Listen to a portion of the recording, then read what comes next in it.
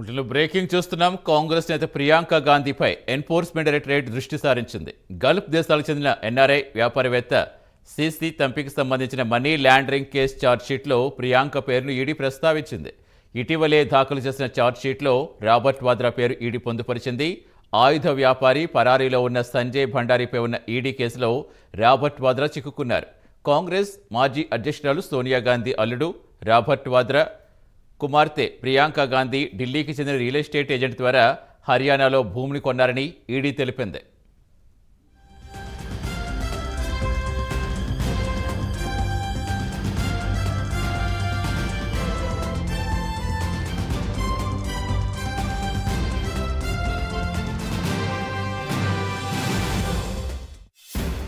వ్యాపారవేత్త తంపీకి రాబర్ట్ వాద్రా ఆ భూమిని విక్రయించారని ఈడీ వివరించింది.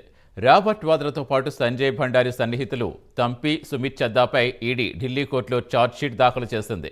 నిందితులు సిసి తంపి, రాబర్ట్ వాద్రాల మధ్య డబ్బు లావాదేవీలే కాకుండా ఇతర సంబంధాలు ఉన్నాయని ఈడీ వెల్లడించింది. లండన్లో ఉన్న 12 బ్రయాన్స్టన్ స్క్వేర్ ఫ్లాట్ను సిసి తంపి, రాబర్ట్ వాద్రా కోరిక మేరకు పునరుద్ధరించారని ఈడీ కోర్టుకు తెలిపింది.